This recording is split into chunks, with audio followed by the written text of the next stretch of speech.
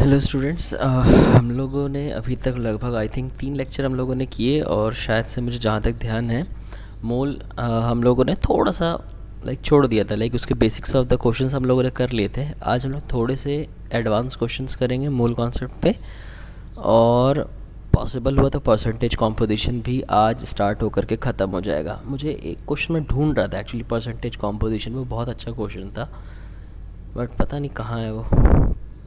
खैर, लोग पहले आते हैं मोल कॉन्सेप्ट के क्वेश्चन पे। तो हम लोगों ने, मुझे जहाँ तक ध्यान है, ये वाला जो क्वेश्चन है, how many moles of electron would way 1 kg, ये हम लोगों ने कर लिया था। Find number of particle and number of atom in 0.54 gram water, शायद से हम लोगों ने ये वाला भी कर लिया था। मैं एक बार नंबर ऑफ एटम वाले पार्ट को एक बार रिकॉल कर दे रहा हूँ और उसके बाद फिर हम लोग इन क्वेश्चंस पे हम लोग बेसिकली बढ़ेंगे।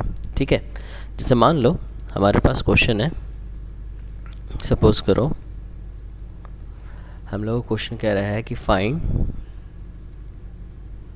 Number of atoms in 0.54 gram water. ठीक है, तो देखो हमारे पास जो फॉर्मूला है ना, हमारे पास फॉर्मूला ये वाला है कि गिवन वेट ग्राम में लेना है, ठीक है, मॉलिक्यूलर वेट यू में लेना है हमेशा, ठीक है, is equal to N P upon N A. अब ये वाला जो फॉर्मूला ये सिर्फ और सिर्फ पार्टिकल के बारे में बताता है, एटम्स के बारे में नहीं बताता। तो फिलहाल हम लोग नंबर ऑफ पार्टिकल हम लोग निकालेंगे। नंबर ऑफ पार्टिकल, हमेशा नंबर ऑफ पार्टिकल निकालना ही निकालना है। तो गिवन वेट कितना है? गिवन वेट है हमारा 0.54। मॉलिक्यूलर वेट कितना होता है? 18 अब is equal to N P upon N A. तो ऑब्वियसली डेसिमल को कैरी आउट करोगे तो 100 आ जाएगा, 54 18 से कैंसिल हो जाएगा, तो ये अल्टीमेटली 0.03 इंटू एन ए हो जाएगा, जो कि है हमारा एन पी। अब मैंने तुम लोगों को लास्ट क्लास में एक काइंड ऑफ डेरिवेशन सा बताया था, छोटा मोटा, जो फॉर्मूला बेसिकली ये है कि डिज़ायर्ड क्वांटिटी जो होगा ये बराबर होगा number of particle multiply by quantity in one molecule. तो क्वांटिटी तुम्हारा कुछ भी हो सकता है, एटम्स, इलेक्ट्रॉन, बॉन्ड्स, कुछ भी। तो या चूँकि यहाँ पे एटम है तो हम लोग बेसिकली एटम के लिए हम लोग लिखेंगे डिज़ायर्ड एटम, ठीक है। नंबर ऑफ पार्टिकल कितने हैं? 0.03 into N A and Q. Q क्या था? क्यू था हमारा atoms in quantity in one molecule. तो यहाँ पे क्वांटिटी क्या है? एटम। तो एक मॉलिक्यूल में कितने एटम है? 2 हाइड्रोजन है, 1 ऑक्सीजन है, यानी कि ओवरऑल हो गया ये 3। तो हमारा आंसर क्या हो जाएगा? 0.09 into N A. I hope ये समझ आया होगा। चलो आगे बढ़ते हैं नेक्स्ट क्वेश्चन पे। नेक्स्ट क्वेश्चन भी ऑब्वियसली इसी के जैसा है। नेक्स्ट क्वेश्चन है हम लोगों को, find total number of electrons in 12.6 gram HNO3, कि 12.6 ग्राम HNO3 में टोटल नंबर ऑफ इलेक्ट्रॉन कितने हैं। मैं क्वेश्चन नहीं लिख रहा, क्वेश्चन आप एक बार देख लो दोबारा से। Total number of electrons in 12.6 gram HNO3। तो मैं यहाँ पे एक बार उसको जनरल फॉर्म में लिख दे रहा हूँ कि हाँ भैया 12.6 ग्राम HNO3 में इलेक्ट्रॉन कितने हैं, ये बेसिकली मेरे को निकालना है। तो अल्टीमेटली आपको पहले तो इसी फॉर्मूले को यूज़ करना है, given weight upon molecular weight, given weight gram, molecular weight u में is equal to N P upon N A. पहले तो नंबर ऑफ पार्टिकल निकाल लो, क्योंकि इस पर्टिकुलर फॉर्मूले में ये जो आपको ये फॉर्मूला दिख रहा है, इस पर्टिकुलर फार्मूले में एन पी तो यूज़ होना ही है। तो इसका मतलब पहले हमारा पहला टारगेट क्या होगा? एन पी निकालना है हम लोग को। तो एन पी जब आप निकालोगे तो गिवन वेट कितना है? 12.6। HNO3 का मॉलिक्यूलर वेट जब आप निकालोगे HNO3 तो ये आपको 63 आएगा। किसी को अगर डाउट है 63 कैसे है, तो मैं यहाँ पे लिख दे रहा हूँ कि भैया HNO3 है, ये हाइड्रोजन, नाइट्रोजन और 3 ऑक्सीजन के कॉम्बिनेशन से है। हाइड्रोजन आपको 1 होता है, नाइट्रोजन आपको 14 होता है और ऑक्सीजन आपको 3 होता है। तो इसको जब आप सॉल्व करोगे ये आपको 63 आ जाएगा, is equal to N P upon N A. तो ये इसको डेसिमल को कैंसिल कर देना, 10 नीचे आ जाएगा, 63 इंटू 2 126 होता है। तो अल्टीमेटली हमारा एन पी कितना हो गया? हमारा एन पी हो जाएगा 0.2 इंटू Na, ये हमारा Np हुआ है। तो चूँकि मेरे को इलेक्ट्रॉन निकालना है तो डिज़ायर्ड इलेक्ट्रॉन हम लोग पहले देख लेते हैं कि इलेक्ट्रॉन इन HNO3 कितना है। HNO3 तो ऑब्वियसली हाइड्रोजन में एक इलेक्ट्रॉन होता है। इलेक्ट्रॉन बेसिकली क्या होता है? इलेक्ट्रॉन बेसिकली एटॉमिक नंबर है। एटॉमिक नंबर सबको बेसिकली इक्वल कर देना है। तो हाइड्रोजन में एक है, नाइट्रोजन में 7 होते हैं और 3 ऑक्सीजन है और एक ऑक्सीजन में 8 इलेक्ट्रॉन होते हैं। तो ये हो जाएगा 8 3 24, 24 7 31 और 1 32, यानी कि एक मॉलिक्यूल में 32 इलेक्ट्रॉन है। तो ऑब्वियसली अगर एक मॉलिक्यूल में 32 इलेक्ट्रॉन है तो हमारे पास टोटल कितना हो जाएगा? तो टोटल इलेक्ट्रॉन जो हो जाएगा, इसी फार्मूले को हम लोग यूज़ करेंगे, dq is equal to Np into Q। तो हमारा जो टोटल नंबर ऑफ़ इलेक्ट्रॉन्स जो आएगा, total number of electrons, number of particle कितना है? नंबर ऑफ़ पार्टिकल है हमारा 0.2 इंटू Na, और एक मॉलिक्यूल में कितना इलेक्ट्रॉन है? 32। तो हमारा आंसर क्या हो जाएगा? इसको आप मल्टीप्लाई कर देना, ये हो जाएगा 6.4 इंटू Na। ये बोर्ड मेरे को बहुत ज़्यादा ख़राब लगने लगा है। किसी ज़माने में मेरा फेवरेट बोर्ड हुआ करता था, लेकिन साला ये इतना अटकता है ना कि इसकी कोई हद ही नहीं है। खैर, अभी मैं फ़िलहाल एक क्वेश्चन और कराऊंगा, उसके बाद ही मैं बोर्ड चेंज करूँगा। आई होप ये समझ में आया होगा। ये हमारा प्रॉपर ओवरऑल फाइनल आंसर है। ठीक है, नेक्स्ट क्वेश्चन देखो।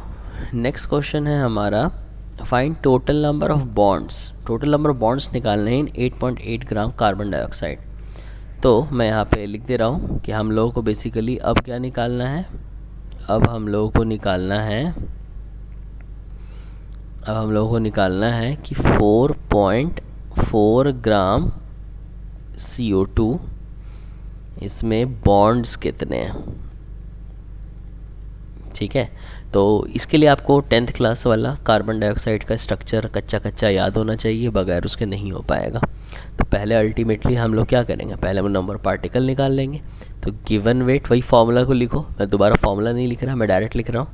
अब ये हो जाएगा 4.4 अपॉन कितना? 44 इसका मॉलिक्यूलर वेट होता है, is equal to Np upon Na। तो इसको जब आप सॉल्व करोगे ये कितना हो जाएगा? 0.1 into Na is equal to number of particle. यहाँ तक आई होप क्लियर होगा। तो ये तो नंबर ऑफ पार्टिकल निकल गया। तो टोटल नंबर ऑफ बॉन्ड कितने हो जाएंगे? Desired bond is equal to 0.1 into Na। अब एक मॉलिक्यूल में कितने बॉन्ड है ओवरऑल? 1 2 3 4, यानी कि ये 4 हो जाएगा। तो हमारा आंसर कितना हो जाएगा? आंसर हो जाएगा 0.4 इंटू Na। तो आई होप ये समझ में आया होगा अच्छी तरह से। ये हमारा फाइनल आंसर है। ये देखो, ये बोल रहा है लेक्चर फेल कर रहा है, क्या वो कर रहा है मेरे को नहीं पता। तो मैं ये आप पूरा नोट डाउन कर लो, स्क्रीनशॉट ले लो इसका, और सारे क्वेश्चंस को खुद से करने की कोशिश किया करो। ठीक है, तो मैं अब एक काम कर रहा हूँ, नया बोर्ड बेसिकली यूज़ करने जा रहा हूँ। देखता हूँ कि वो काम करता है या नहीं काम करता है। ठीक है, नया बोर्ड अल्टीमेटली अब कौन सा बोर्ड होगा तुम्हारा? नोट पे आए क्या? नोट पे यार मसला ये है ना, चलो नोट ही को यूज़ करते हैं।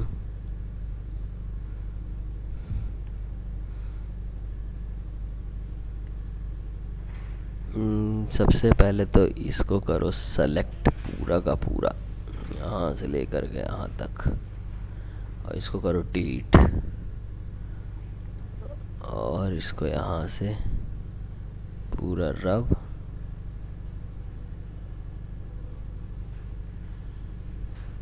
ठीक है। ओके, चलो अगला हम लोग अब देखते हैं। इसको अब कर देते हैं क्लोज, क्योंकि इसमें कुछ दिक्कत हो रही है, देखना पड़ेगा यार। इसमें अगर बैकग्राउंड सही हो जाए ना ब्लैक, तो फिर मेरे लिए यही फेवरेट हो जाएगा फिर। अच्छा इधर भी है, ये लो कर दिया मैंने रब। चलो हम लोग अब आते हैं नेक्स्ट क्वेश्चन पे। नेक्स्ट क्वेश्चन अब अलग पैटर्न का है। अगला क्वेश्चन जो है हमारा वो कह रहा है कि find the total weight of calcite crystal. Calcite यहाँ पे लिखा हुआ है। कैल्साइट क्या होता है? Calcium carbonate. ठीक है, और कह रहा है कि इसमें टोटल नंबर ऑफ इतने एटम्स हैं। तो इस बार क्वेश्चन पार्टिकल का नहीं है, ध्यान रखना, इस बार उल्टा क्वेश्चन दे दिया है। पहले ये होता था कि वेट दे रखा होता था और एटम पूछता था, इस बार उल्टा दे दिया है, एटम दे दिया है और वेट पूछ रहा है। तो मैं यहाँ पे लिख रहा हूँ,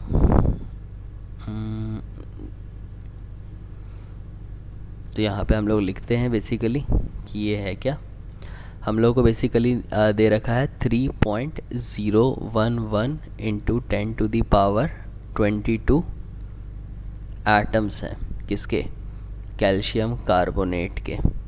हमें बेसिकली निकालना है कि इस पर्टिकुलर सैंपल का वेट कितना होगा। ठीक है, ये बेसिकली हम लोग को सॉल्व करना है। ओके, चलो सॉल्व करते हैं।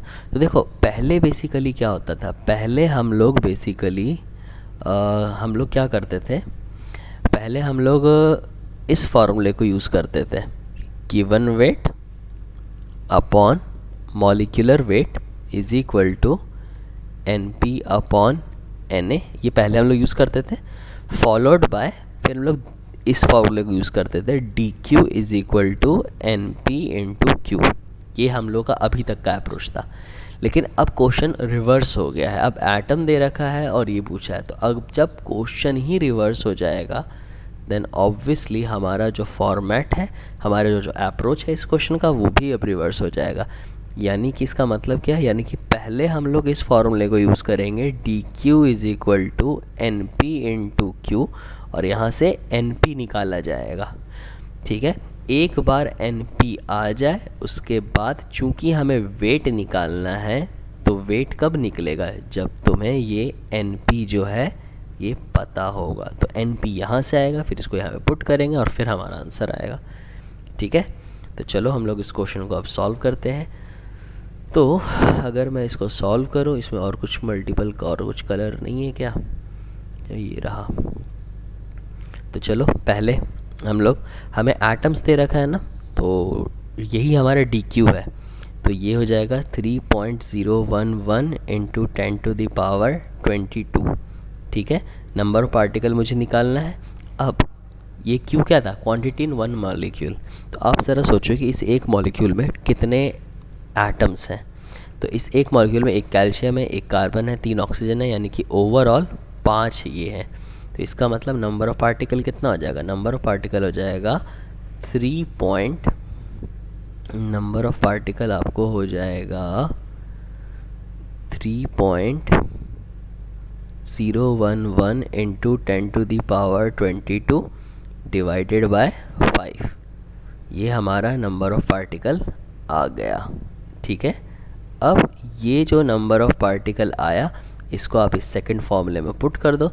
तो मुझे यहाँ पे गिवन वेट निकालना है, मॉलिक्यूलर वेट निकालना है कैल्शियम कार्बोनेट का, निकालोगे 100 आएगा, एक कैल्शियम, एक कार्बन, 3 ऑक्सीजन। ठीक है, नंबर ऑफ पार्टिकल कितना है 3.011 into 10⁻22 whole is divided by 5, और अवोगाड्रो नंबर यहाँ पे इसकी वैल्यू रख दो 6.022 इंटू 10⁻23।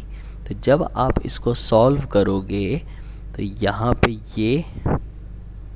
पे बेसिकली ये और ये पूरा का पूरा पार्ट क्या हो जाएगा, ये पूरा का पूरा पार्ट कैंसिल, 1/2 हो जाएगा।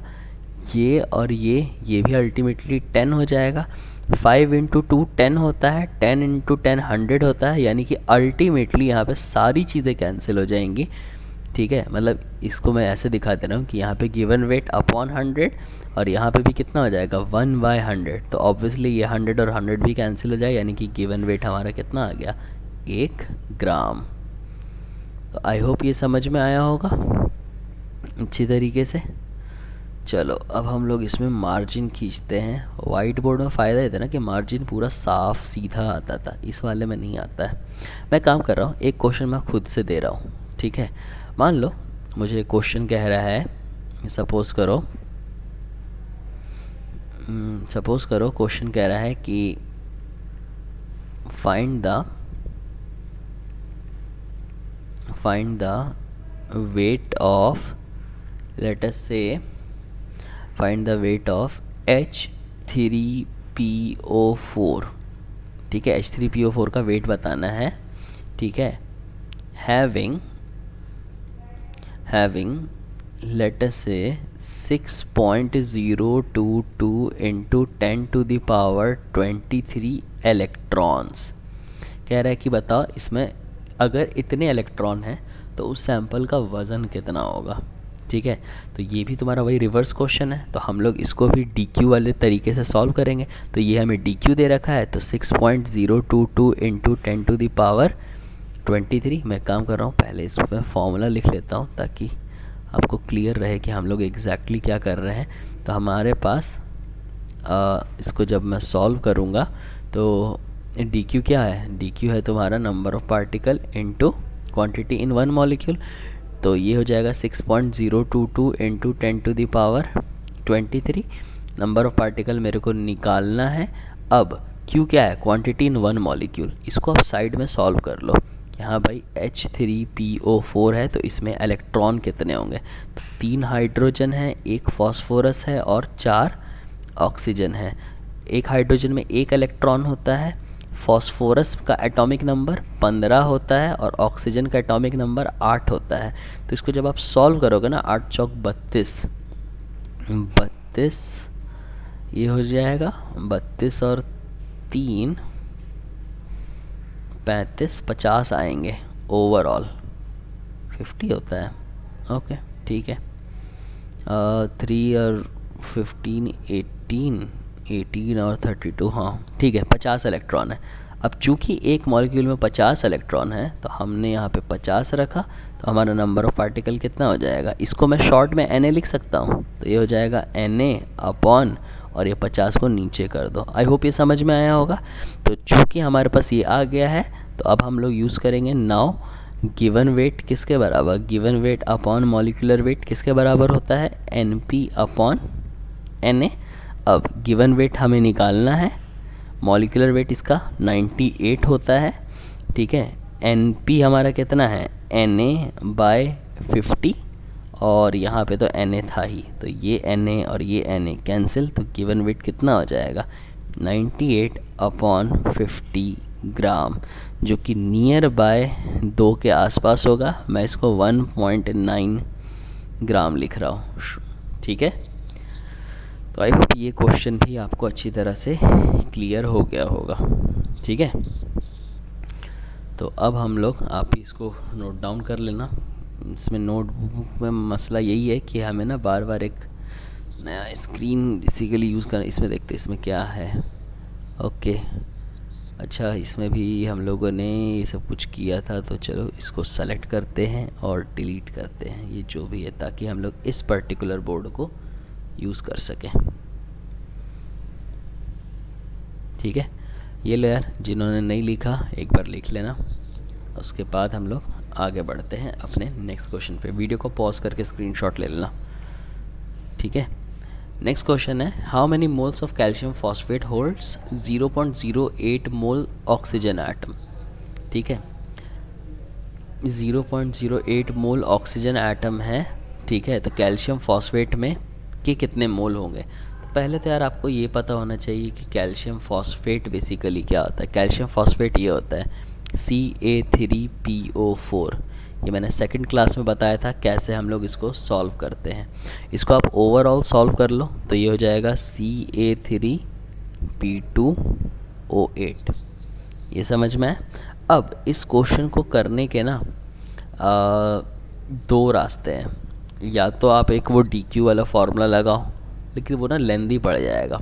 तो मैं आपको एक शॉर्टकट तरीका बताता हूँ इस पर्टिकुलर क्वेश्चन के लिए। आप देख सकते हो कि इस पूरे मॉलिक्यूल में टोटल ऑक्सीजन एटम कितने हैं, 8 है ना। तो मैं ऐसे लिख सकता हूँ 8 oxygen atom makes 1 molecule Ca3PO4, मतलब एक मॉलिक्यूल ये हो रहा है।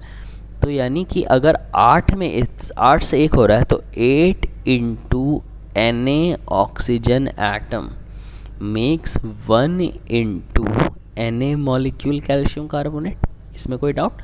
अब हम लोग को पता है कि जब भी ये Na मल्टीप्लाई होता है तो अल्टीमेटली वो किस में कन्वर्ट हो जाता है, मोल्स। तो यानी कि मैं कह सकता हूँ कि 8 मोल्स ऑक्सीजन एटम मेक्स 1 मोल कैल्शियम फॉस्फेट। आई होप ये समझ में आया होगा। तो अगर 8 मोल ऑक्सीजन एटम से 1 मोल बन रहा है तो 1 मोल ऑक्सीजन एटम से कितना होगा, 1/8 मोल ये होगा। तो अब क्वेश्चन क्या है, क्वेश्चन कह रहा है कि 0.08 मोल ऑक्सीजन एटम से कितना होगा। तो ऑब्वियसली एक सिंपल यूनिटरी मेथड का क्वेश्चन हो गया। जगह 0.08 मोल ऑक्सीजन एटम, ये हो जाएगा 1/8 इंटू 0.08 मोल कैल्शियम फॉस्फेट। इसको जब आप सॉल्व करोगे तो हमारा आंसर हो जाएगा 0.01 मोल कैल्शियम फॉस्फेट। तो आई होप ये क्वेश्चन भी आपको समझ में आया होगा। अगर आप दूसरे मेथड से करोगे उससे बहुत लेंदी पड़ जाएगा, इसीलिए मैंने इसको ये सॉल्व किया। अब सवाल ये उठता है कि हमें कैसे पता चलेगा कब कैसे यूज़ करना है। तो इसके लिए यार कॉमन सेंस आपको थोड़ा बहुत रखना पड़ेगा, और ये कॉमन सेंस प्रैक्टिस के बेसिस पे आएगा। ये डिपेंड करता है कि आप कितने सारे क्वेश्चंस को प्रैक्टिस कर रहे हो, उसके बेसिस पे। ठीक है, चलो अब हम लोग आगे बढ़ते हैं नेक्स्ट टाइप ऑफ क्वेश्चन पे। नेक्स्ट टाइप के जो क्वेश्चंस है वो जेईई में ही आते हैं, नीट में नहीं आता है। ठीक है, हालांकि ये वाला क्वेश्चन उतना मुश्किल भी नहीं है, बट नीट में भी आ ही जाएगा। तो इसके लिए मैं यहाँ पे ही मार्जिन खींच देता हूँ, होपफुली ये इतने वाले स्पेस में आ जाएगा। नेक्स्ट क्वेश्चन देखो, इसको नहीं, ये वाला ऊपर में जो क्वेश्चन है, कह रहा है 1 litre of a gas at STP, इसका वज़न इतना है। तो पूछ रहा है कि पॉसिबल गैस क्या होगी। तो आपको याद है मैंने आपको बताया था कि जब STP वर्ड आ जाए तब हम लोग वॉल्यूम वाला मोल का फॉर्मूला यूज़ करेंगे। तो यहाँ पे एक वॉल्यूम के टर्म में है और एक वेट के टर्म में है।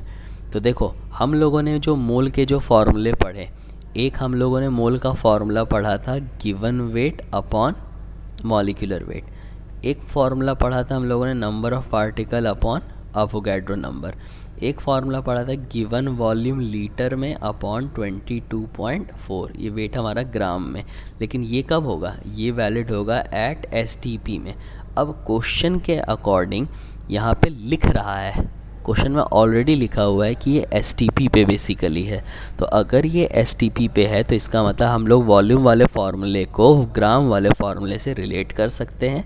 और अगर हम लोग ग्राम वाले से रिलेट कर सकते हैं तो यहाँ पे हमारा क्या हो जाएगा, यहाँ पे हो जाएगा here given volume in litre upon 22.4 is equal to given weight in gram upon molecular weight. अभी तक हम लोग इन दोनों को रिलेट कर रहे थे, पार्टिकल और वेट को। इस बार हम लोगों ने वेट और वॉल्यूम वाले को इक्वेट कर दिया। तो क्वेश्चन के अकॉर्डिंग वॉल्यूम कितना है, वॉल्यूम है हमारा 1 अपॉन 22.4। गिवन वेट कितना है, गिवन वेट शायद से तुम्हारा 1.16 ग्राम है। तो हम लोग यहाँ पे आ गए 1.16 अपॉन मॉलिक्यूलर वेट। अब जब आप इसको सॉल्व करोगे तो इसको सॉल्व करके आपका मॉलिक्यूलर वेट जो आएगा ना वो 26 आएगा। ठीक है, ऐसे एग्जैक्ट जो आता है वो 25.95 समथिंग होता है, जो नियर बाई इक्वल टू 26 हो जाता है। अब हमारे पास ऑप्शन ए जो है, ऑप्शन ए क्या है, ऑप्शन ए है हमारे पास इथाइन। ठीक है, ऑप्शन बी है हमारा कार्बन मोनोऑक्साइड, ऑप्शन सी है हमारा ऑक्सीजन, ऑप्शन डी है हमारा CH4। शायद से यही है ना सारे ऑप्शन, मैं देख लेता हूँ। हाँ, तो सबका मॉलिक्यूलर वेट निकालो। तो इथाइन बेसिकली क्या होता है, C2H2। तो जब आप सबका मॉलिक्यूलर वेट निकालोगे सबका, तो इकलौता यही है जिसका 26 है, इसका आपको 28 आएगा, इसका आपको 32 आएगा, इसका आपको 16 आएगा। तो हमारा अल्टीमेट आंसर क्या हो जाएगा, इथाइन। आई होप ये क्वेश्चन भी क्लियर होगा। ठीक है, नेक्स्ट क्वेश्चन देखो। अच्छा, ये मैंने किसी को एरोमेटिसिटी लगता है पढ़ाया होगा, चलो इसको भी डिलीट करते हैं। क्लियर हो गया।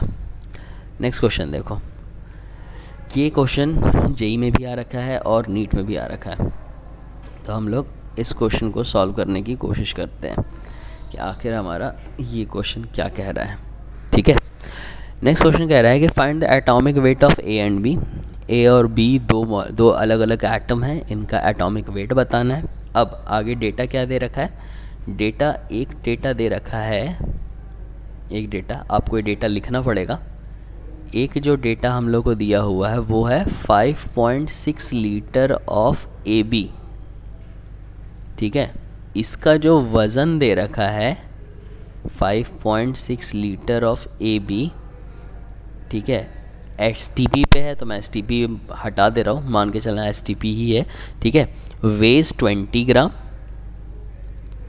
20 ग्राम। एक डेटा मेरे को ये दे रखा है। दूसरा क्या डेटा दे रखा है, दूसरा डेटा दे रखा है 6.022 मॉलिक्यूल ऑफ AB2। ध्यान रखना, इधर मॉलिक्यूल AB है, इधर AB2 है। ऐसा नहीं है कि प्रिंटिंग एरर है। ठीक है, जैसे CO और CO2 होता है ना, ऐसे ये है बेसिकली AB और AB2। और इसका वेट कितना है, 0.1 ग्राम। तो एक डेटा मेरे को दे रखा है 6.022 इंटू 10⁻20। ठीक है, मॉलिक्यूल ऑफ AB2। इसका वज़न कितना है, इसका वज़न है हमें 0.1 ग्राम। ठीक है, ये हमारा दूसरा बेसिकली डेटा हो गया। तो हम लोग को इस डेटा के बेसिस पे हम लोग को ये क्वेश्चन सॉल्व करना है। तो देखो सॉल्व कैसे करेंगे हम लोग। ठीक है, एक चीज़ और, वो डी क्यू वाला फार्मूला सिर्फ और सिर्फ एटम, इलेक्ट्रॉन, इसके लिए वैलिड होता है। लेकिन जब बात मॉलिक्यूल या पार्टिकल की आ जाएगी तो हम लोग सीधे given weight upon molecular wait directly हम लोग यूज़ कर सकते हैं। इसके अलावा और कुछ नहीं करना है। ठीक है, तो ये देखो, पहले डेटा को हम लोग यूज़ करते हैं। पहला डेटा एस टी पी में था, तो एस टी पी में जब डेटा था तो given volume in litre upon 22.4 is equal to given weight upon molecular weight. ध्यान रखना, तुम लोग वीडियो को पॉज करके भी खुद से सॉल्व कर सकते हो इस क्वेश्चन को। ठीक है, हो जाएगा। अब ये देखो, गिवन वॉल्यूम कितना है, गिवन वॉल्यूम है मेरा 5.6 और यहाँ पे कितना है 22.4। गिवन वेट कितना है 20। मॉलिक्यूलर वेट शायद नहीं दे रखा है, तो ऑब्वियसली मैं इसको मॉलिक्यूलर वेट को MW ही रहने देता हूँ। तो जब आप इसको सॉल्व करोगे ये पूरा का पूरा 1/4 हो जाएगा। और यहाँ पे हमारा मॉलिक्यूलर वेट जो आएगा वो कितना आ गया, मॉलिक्यूलर वेट ओवरऑल आ गया हमारा 4 × 20, ये हो जाएगा 80। तो ये 80 जो है किसका मॉलिक्यूलर वेट है, AB का ना। तो इसका मतलब मैं लिख सकता हूँ कि A + B जो है वो किसके बराबर है, 80। इसको मैंने फर्स्ट इक्वेशन मान लिया। ये समझ में है। ठीक है, अगला देखो, ये तो हमारा पहला डेटा हुआ पहले वाले का। दूसरा जो डेटा है वो किसका है, पार्टिकल है। पार्टिकल को वेट से रिलेट किया है, तो हम लोग given weight upon molecular weight is equal to NP upon Na, इसको ये किया। अब गिवन वेट कितना है 0.1, मॉलिक्यूलर वेट हम लोग को निकालना है। नंबर ऑफ पार्टिकल कितने हैं 6.022 इंटू 10⁻20 और यहाँ पे कितना है 6.022 इंटू 10⁻23। तो जब आप इसको सॉल्व करोगे ये और ये कैंसिल हो जाएगा और अल्टीमेटली जो मॉलिक्यूलर वेट आएगा वो 100 आएगा। अब 100 किसका है, AB2 का। तो AB2 कैसे लिखेंगे, ये हो जाएगा A + 2B is equal to कितना 100। तो इसको मैंने मान लिया सेकेंड इक्वेशन।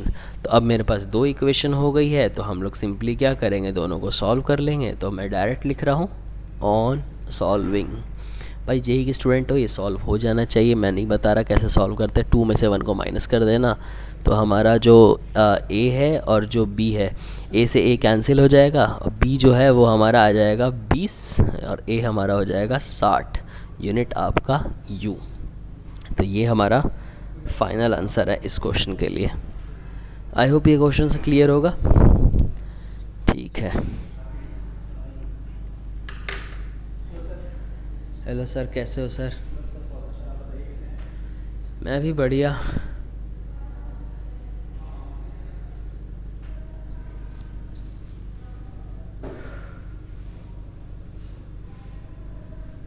बच्चे हैं कुछ डाउट वाउट के लिए अभी नीचे? ओके,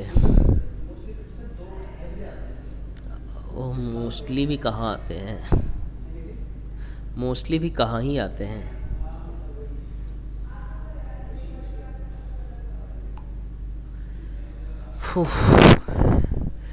चलो यार हम लोग आगे बढ़ते हैं। आई होप ये क्वेश्चन समझ में आ गया होगा। ठीक है, अगला देखो। अगला क्वेश्चन ये भी बड़ा अच्छा क्वेश्चन है। क्वेश्चन कह रहा है कि अगर मान लो 1/12 मास ऑफ कार्बन एटम की जगह, मतलब कार्बन एटम, हम लोगों ने जो एटॉमिक मास का जो रेफरेंस लिया था वो यही लिया था ना, कार्बन के मास का 1/12। तो 1/12 मास ऑफ कार्बन एटम की जगह अगर हम लोगों ने 1/6 कर दिया तो बताओ mass of 1 mole substance basically क्या होगा? बढ़ जाएगा, घट जाएगा, सेम रहेगा, क्या रहेगा?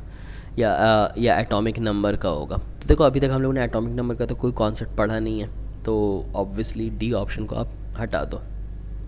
तो अब हमारे पास 2-3 ऑप्शन बचते हैं कि या तो डबल हो जाए, या तो घट जाए डबल तरीके से, या अनचेंज रहे। तो देखो इस क्वेश्चन को अगर मैं लॉजिकली मैं बोलूँ ना, तो लॉजिकली मेरे को एक बात बताओ। मान लो 2 बच्चे हैं, मेरे को दोनों बच्चों की हाइट नापनी है, और दोनों बच्चों को हाइट नापने के लिए मैं एक पर्टिकुलर स्केल को यूज़ कर रहा हूँ। अब मैंने क्या किया, और स्केल से मैंने हाइट वाइट नाप ली। अब मैंने क्या किया, स्केल हटा के किसी पर्टिकुलर बॉटल से मैं हाइट नाप रहा हूँ। तो अगर मान लो मैं किसी बॉटल से हाइट नाप रहा हूँ तो वो दोनों छोटे बड़े हो जाएंगे क्या? वो लोग दोनों तो सेम ही रहेंगे ना, उनकी हाइट तो सेम ही रहेगी। बोलो हाँ है ना? तो इसका मतलब यहाँ पे इसका आंसर क्या हो जाएगा? Remains unchanged. अब हम लोगों को बेसिकली बस ये देखना है कि इसको मैथमेटिकली से कैसे प्रूफ करना है। क्या देख रहे हो मैम? Time pass. हाँ ये पेन टैब है। तो यार क्वेश्चन नोट डाउन कर लो, ठीक है? हम लोग इसको सॉल्व करते हैं। तो यार साली स्पेस ही नहीं है ना। चलो मैं इस वाले को अभी रेस कर रहा हूँ।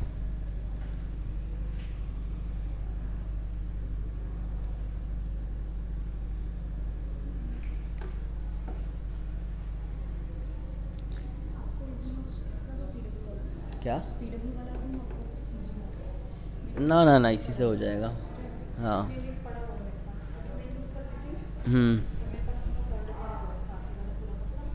ओके, तो देखो हम लोग को 1U जो है वो क्या है?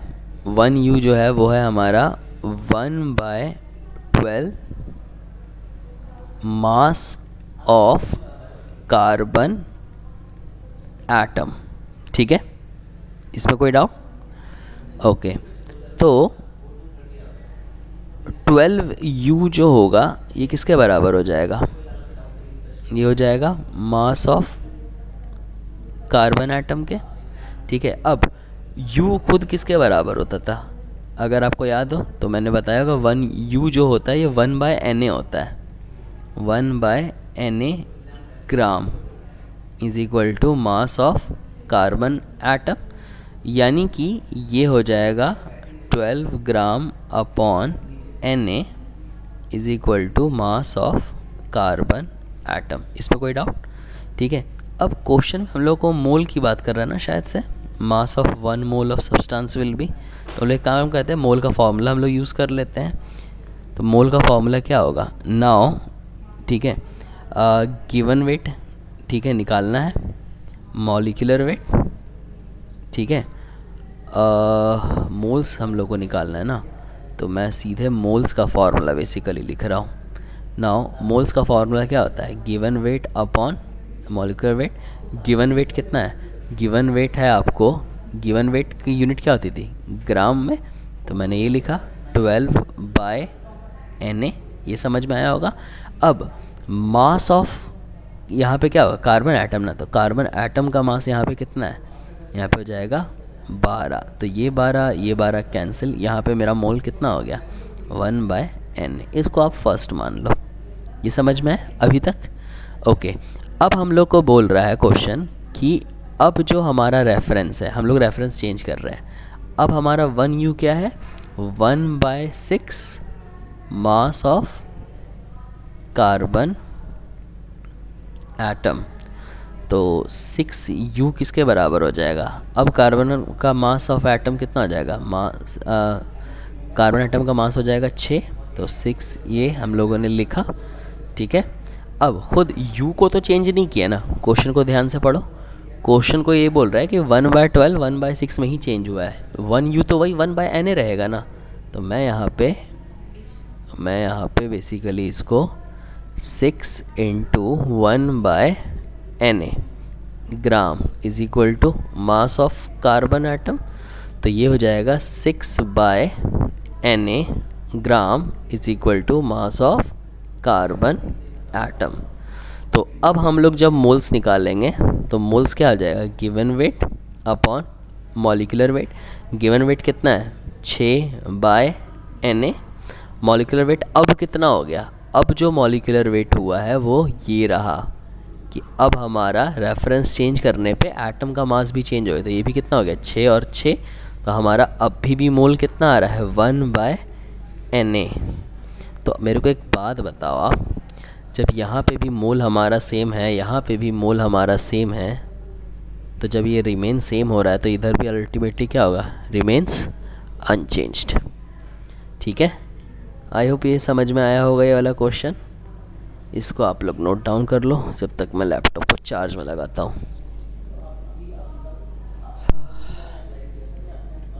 तो इसमें बटन्स देखने यार, इसमें कंट्रोल किस में जाना होता है? सेटिंग में जाते हैं ना शायद से पहले। खुल जा।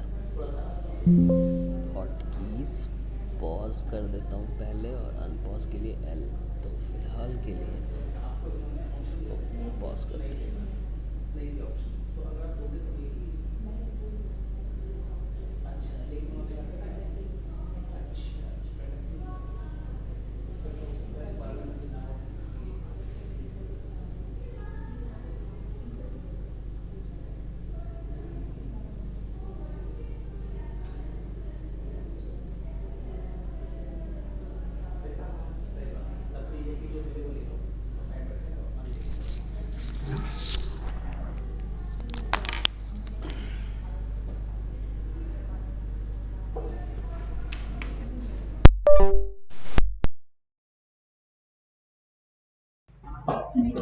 मेरा तो मैं खुदा तो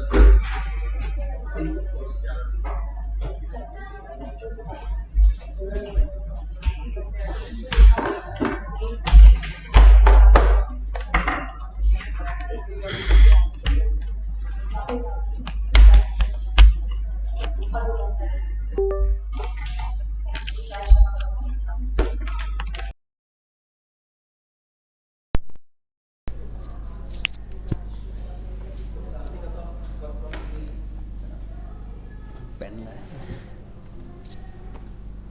मैम, देखना वहाँ पे पेन है क्या? अरे यार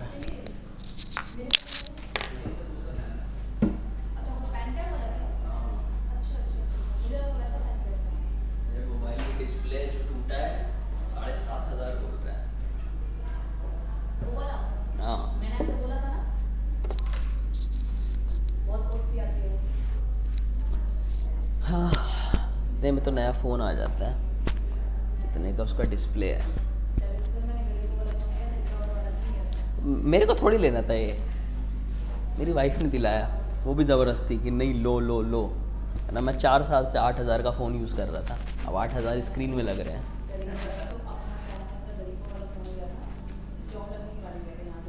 हम्म। इससे पहले तो मैंने 40 रुपये का रिवॉल्वर जो मैंने पास कर दिया।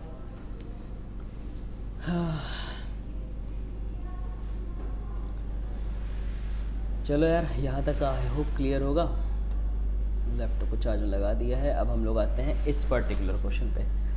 ये एडवांस में आ रखा है ये वाला क्वेश्चन, ठीक है। क्वेश्चन कह रहा है, ठीक है, इसमें ना एक काम करना, सेकंड वाला क्वेश्चन तुम्हारे होमवर्क के लिए है, ठीक है। या सेकंड वाला मैं कर दूँ, तुम लोग पहला वाला कर लेना। चलो मैं पहला करता हूँ, ठीक है। क्वेश्चन है हमारे पास, ये क्वेश्चन बड़ा अजीब सा है। Atomic mass of L and M 20 और 40 है, ठीक है। अब सारा डेटा वेरिएबल के टर्म में कि अगर P gram of L has Q atom, ठीक है, कि पी ग्राम में मतलब लेटर से 5 ग्राम में 10 एटम है, तो बताओ 2p ग्राम में यानी कि 10 ग्राम में कितने होंगे। इस हिसाब से क्वेश्चन है। तो आप एक काम करो, इस डेटा को लिख लो पहले। तो अगर मैं इस डेटा को पहले तो मैं इसको रब कर देता हूँ, ये होपफुली इतने में आ जाएगा। सॉरी, मैं आई थिंक वॉइस नहीं आई होगी। मैं एक बार दोबारा से मैं इस क्वेश्चन को रिपीट कर देता हूँ और फिर बोलता हूँ, ठीक है। एक मिनट मेरे को इरेज करने दो, उसके बाद मैं बोल रहा हूँ। दोबारा से देखो, क्वेश्चन कह रहा है कि दो एटम है एल और एम, इनका मास कितना है 20 और 40। अब सारा डेटा वेरिएबल के टर्म में है कि अगर p gram of L has Q atom, p मतलब p कुछ भी हो सकता है, 5, 10, 15, ठीक है। मान लो 5 gram of Q has 5 gram of L has Q atom, how many gram will be there in 2p later से 10 ग्राम, इस तरह से। या फिर काम करो, आप डेटा पहले लिख लो। तो मुझे जो डेटा कह रहा है, एक दे रखा है कि p gram of L has Q atom, ये गिवन है मुझे, ठीक है। p gram of L has Q atom, how many atom will be there in 2p gram of m। तो 2p gram of m has कितना atom, ये मेरे को निकालना है। L का मास कितना है 20, M का मास कितना है 40, इतना मेरे को दे रखा है, ठीक है। चलो सॉल्व करने की कोशिश करते हैं यार इसको, ठीक है। तो देखो, मैंने तो अभी तक तुम लोग कोई फॉर्मूला तो बताया नहीं सिवाय गिवन वेट अपन मॉलिक्यूलर वेट के, तो अल्टीमेटली उसी फॉर्मूले को यूज़ करो। तो हम लोग L के लिए यूज़ कर रहे हैं, ठीक है। L से पहले हम लोग निकालते हैं, तो given weight upon molecular weight is equal to NP upon Na। Given weight कितना है, गिवन वेट हमारा P, इसका कितना है P, मॉलिक्यूलर वेट मेरे को दे रखा है कितना 20, is equal to number of particle Q, Na को मैंने Na रहने दिया। यहाँ से P की वैल्यू निकाल लो। तो यहाँ से जब तुम लोग इसको सॉल्व करोगे तो P कितना हो जाएगा, P हो जाएगा हमारा 20Q अपॉन Na, इसको मैंने फर्स्ट मान लिया, ठीक है। अब हम लोग आ रहे हैं M पे। M के लिए भी वही same, given weight upon molecular weight is equal to NP upon Na। Given weight हमारा कितना है 2p, मॉलिक्यूलर वेट इसका कितना है 40, is equal to number of particle मेरे को निकालना है, Na को मैंने Na रहने दिया। तो ये और ये कितना हो जाएगा p/20 हो जाएगा। तो जब आप इसको सॉल्व करोगे, p की वैल्यू कितनी थी, p की वैल्यू है 20Q upon Na into 20 is equal to NP upon Na।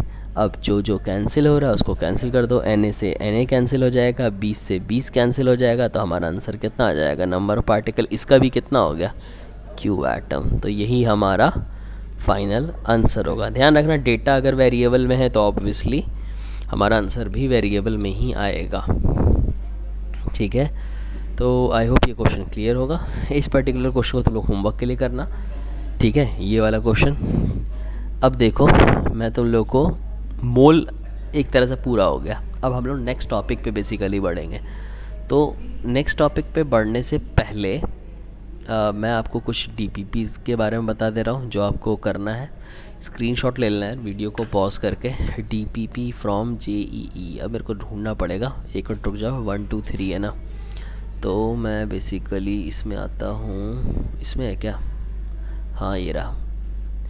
DPP from JEE कौन कौन सा है? पहला, दूसरा, तीसरा।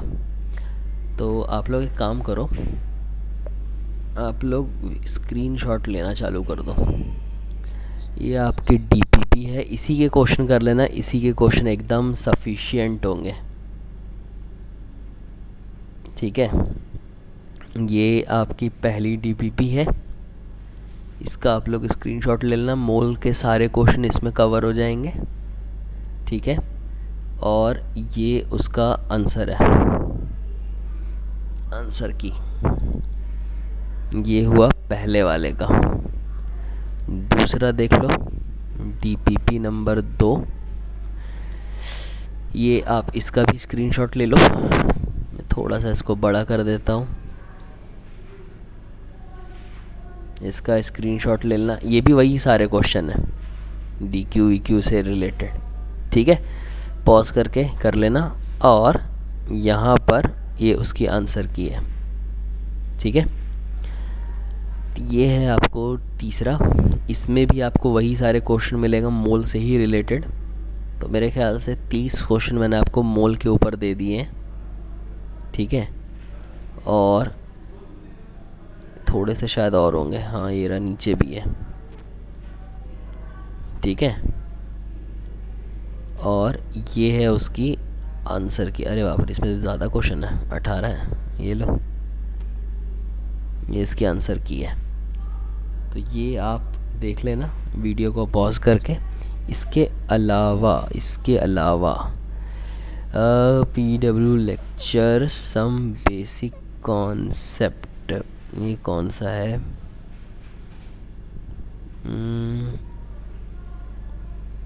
पेज 30। PW लेक्चर ढूंढना पड़ेगा। PW लेक्चर, ठीक है। सम, अच्छा ये है इसका पेज नंबर। अच्छा ये रहा, खुला हुआ है ये पहले से। तो इसमें बेसिकली 1 से लेकर के 30 क्वेश्चन, ये सारे क्वेश्चंस देख सकते हो। तो ये आप स्क्रीनशॉट ले लो यार, यहाँ तक स्क्रीनशॉट लो।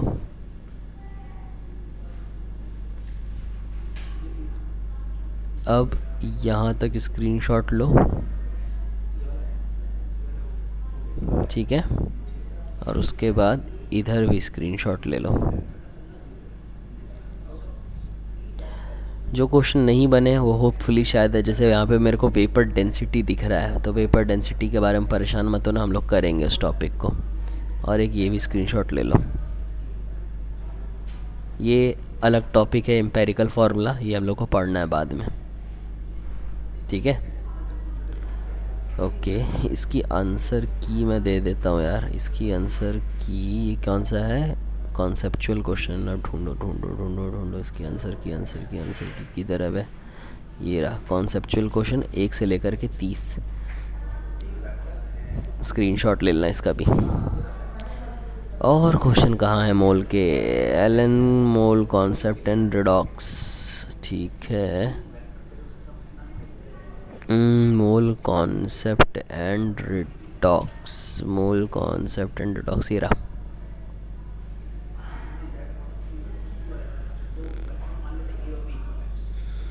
इसमें शायद से तो मेरे को तो नहीं लगा था कि मिला था मुझे कोई क्वेश्चन।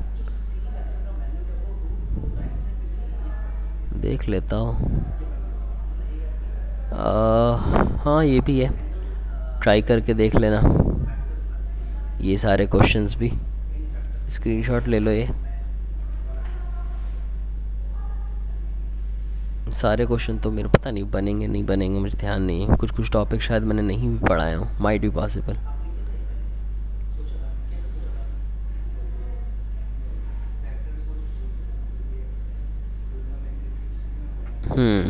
कुछ कुछ क्वेश्चंस हैं इसमें ऐसे जो मैंने अभी तुम लोगों को नहीं पढ़ाया, बाकी स्टोक्योमेट्री सब आ गया। तो खैर हम लोग आगे के क्वेश्चन को बाद में करेंगे। नेक्स्ट लेक्चर भी मैं आज ही अपलोड करूँगा क्योंकि कल संडे था, कल मैं कोई रिकॉर्ड नहीं कर पाया था। ठीक है, तो हम लोग अगला जो टॉपिक पढ़ने वाले हैं वो परसेंटेज कॉम्पोजिशन से रिलेटेड होगा। ठीक है, उसको हम लोग करेंगे। चलो नेक्स्ट लेक्चर में मिलते हैं, बाय।